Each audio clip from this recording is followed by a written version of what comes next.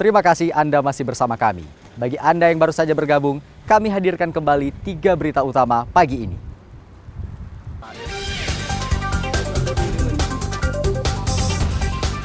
Tujuh imigran Rohingya kabur dari penampungan sementara Lok Semawe setelah merusak pembatas ruangan.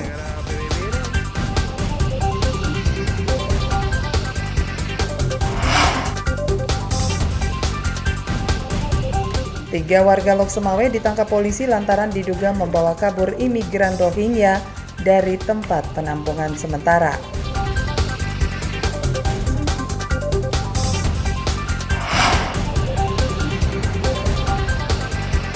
Pemerintah resmi menetapkan biaya perjalanan ibadah haji untuk musim haji 2024.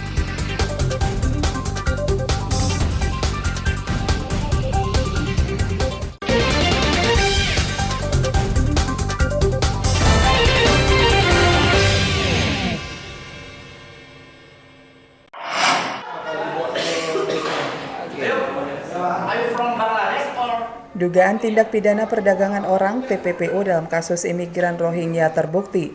Polisi menangkap 3 warga Lok Semawe yang diduga bekerja untuk sindikat TPPO menyelundupkan imigran Rohingya dari kamp penampungan bekas kantor imigrasi Lok Semawe. Ramlan Madin, Husaini, dan Doni Aldian ditangkap tim Satreskrim Polres Lok Semawe saat akan membawa kabur 6 imigran Rohingya pria dari penampungan. Mereka berencana membawa pelarian pencari suaka ini menuju Sumatera Utara dengan upah Rp300.000 per satu imigran. Keenam pengungsi Rohingya berusia belasan hingga puluhan tahun tersebut dijemput 3 pelaku dengan minibus atas perintah Kahar yang sekarang masih diburu. Polisi menggagalkan upaya ketiga warga Aceh melarikan 6 imigran Rohingya di jalan kawasan Cunda, Kecamatan Banda Sakti. Keenam imigran Rohingya tersebut rencana akan dibawa ke terminal bus untuk dilarikan ke Sumatera Utara. Pendalaman sampai tadi pukul 12 siang masih kami dalami terus karena 3 yang diutus oleh saudara KH ini hanya diberikan Rp300.000 per kepala hanya untuk mengangkut dari pengungsian kepada menaiki mobil PM tersebut. Tapi kita belum tahu secara detail berapa jumlah secara kumulatif yang akan dijanjikan oleh saudara T yang ada di Malaysia kepada saudara Kahar yang saat ini kami lakukan pengejaran ke wilayah lain. Dalam penangkapan tersebut, polisi mengamankan 6 imigran Rohingya dan menyita uang tunai sebesar Rp1,8 juta serta sejumlah alat komunikasi. 1 minibus yang digunakan pelaku untuk menjemput imigran Rohingya juga dirampas. Akibat perbuatannya, para pelaku dijerat Undang-Undang Keimigrasian dengan ancaman hukuman 5 tahun penjara. Ramadan melaporkan dari kota Lok Semawe.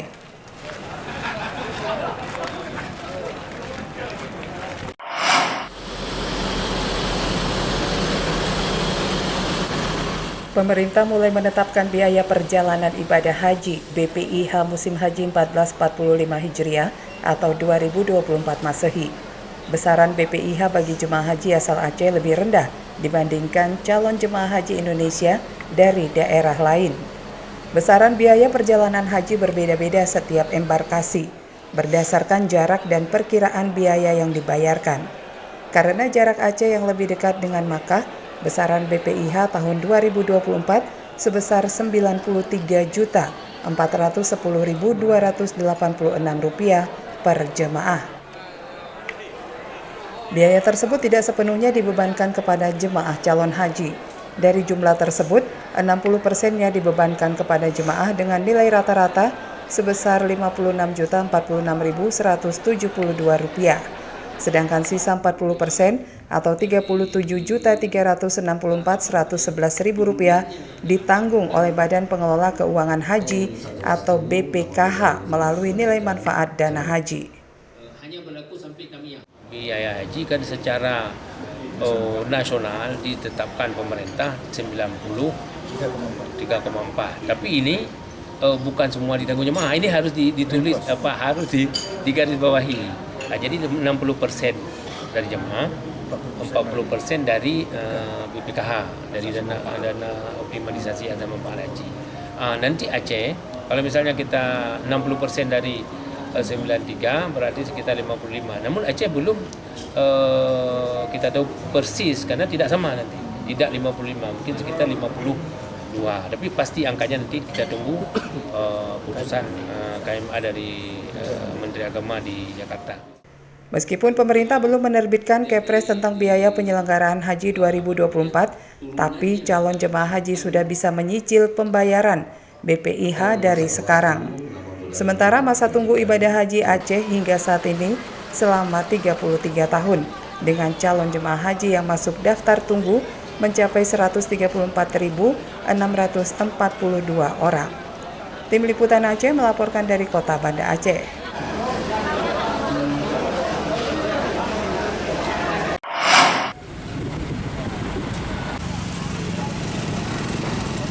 Rendahnya kesadaran warga terhadap kebersihan lingkungan menyebabkan Pasar Al-Mahirah, Kota Banda Aceh dipenuhi sampah.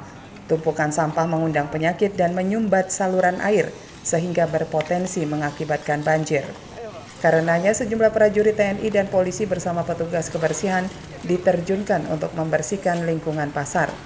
Mereka juga membersihkan saluran air agar saat hujan tidak tersumbat, sehingga terbebas dari banjir.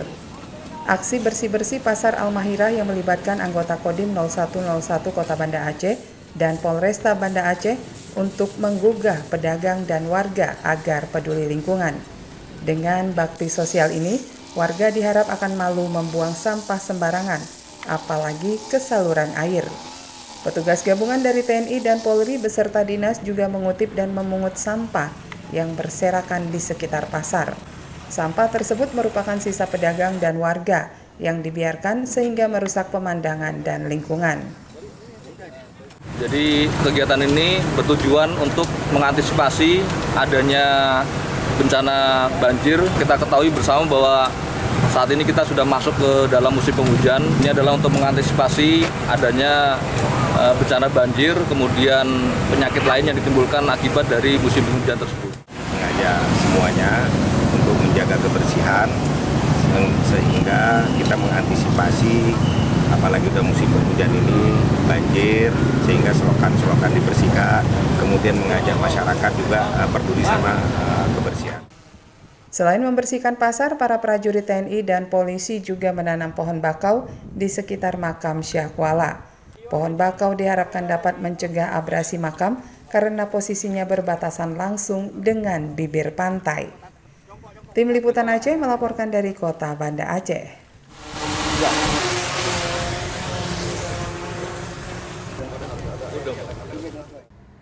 Saudara, informasi tadi sekaligus menutup berita Aceh hari ini.